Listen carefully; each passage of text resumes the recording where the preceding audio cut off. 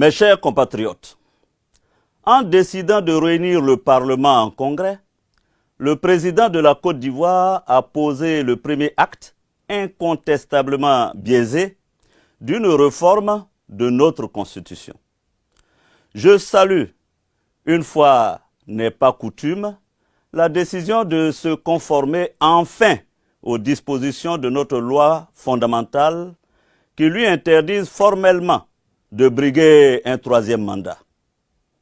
On l'aura compris, cette annonce est destinée à séduire l'opinion publique internationale, à obtenir la bienveillante complaisance de celle-ci et surtout à détourner l'attention du peuple des vrais enjeux, à savoir le tripatouillage de notre Constitution pour asseoir le règne d'un clan ad vitam aeternam. La malice politique qui vise à capitaliser cette non-candidature ne doit pas faire diversion. Renoncer à violer la Constitution, excuser du peu, est la moindre des choses. Cela n'en rend pas moins condamnable le dessein présidentiel totalement assumé de transférer le pouvoir à un successeur choisi. Appelons les choses par leur nom. C'est le scénario d'une véritable forfaiture qui se met en place. Le pouvoir appartient au peuple. C'est indéniable. Ce n'est ni un héritage, ni un legs. Il ne se transfère pas. C'est au seul peuple de Côte d'Ivoire d'élire le président de la République. C'est son droit inaliénable. Le schéma qui se met en place aujourd'hui est celui d'un projet de dévolution successorale du pouvoir suprême par le biais d'une manœuvre constitutionnelle. Ainsi, ce régime ne se contente pas de museler ses opposants, d'emprisonner des députés sans la levée de leur immunité parlementaire, ni de mettre la justice à sa botte.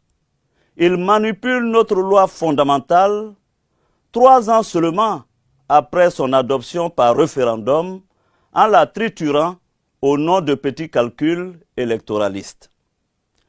Le déni de démocratie est patent, car, à double titre, cette réforme est inacceptable. La méthode d'abord. Réformer la Constitution, c'est prendre la décision d'une entreprise structurante qui ne peut se concevoir et s'exécuter sans y associer l'ensemble de la classe politique et des forces vives de la nation. Pour ma part, j'estime qu'un pouvoir loyal et responsable ne peut prétendre engager un tel chantier sans privilégier une procédure référendaire seule à même de susciter une large adhésion et lui conférer une réelle légitimité. La Constitution appartient à tous les citoyens. Ici, c'est un homme seul qui, de façon autoritaire et sans la moindre concertation, décide de la soumettre à son bon vouloir. Le temps, ensuite. À cette démarche singulière s'ajoute une gestion du temps parfaitement inique. Ainsi, en Côte d'Ivoire, on réforme la Constitution moins de 7 mois avant une élection présidentielle. On y change unilatéralement les règles du jeu à si courte distance d'une telle échéance, alors que la pré-campagne a débuté et que des candidats se sont déjà déclarés. Le protocole de la CEDEAO relatif à la démocratie interdit, nous le savons, de tels tripatouillages. Manifestement, le pouvoir d'Abidjan n'en a cure. Le régime de M. Alassane Ouattara nous donne chaque jour l'exemple consternant de ce qu'il ne faudrait plus faire. Le règne de l'arbitraire, des institutions méprisées, le goût obsessionnel du pouvoir qui réduit le peuple à l'état de témoin passif de son destin. L'enjeu aujourd'hui est de consolider notre démocratie et de renforcer nos institutions. Un pouvoir légitime ne doit pas passer par-dessus ses concitoyens. Il doit les mettre en situation de s'exprimer. Aucun progrès, aucune dynamique n'est possible dans un pays où le pluralisme est réduit à néant. En agissant de la sorte, la présidence, une fois de plus, contourne les Ivoiriennes et les Ivoiriens et confirme que pour conserver son précaré, elle ne reculera devant rien. Ce faisant, elle prend le risque inconsidéré de diviser encore un peu plus notre société, d'alimenter un climat de tension comme celui que notre pays a malheureusement connu il y a 10 ans. Ce souvenir funeste devrait conduire à la mesure, à l'esprit de rassemblement et de réconciliation, ainsi qu'au respect de nos règles communes. J'en appelle à l'alliance de toutes les forces démocratiques de Côte d'Ivoire.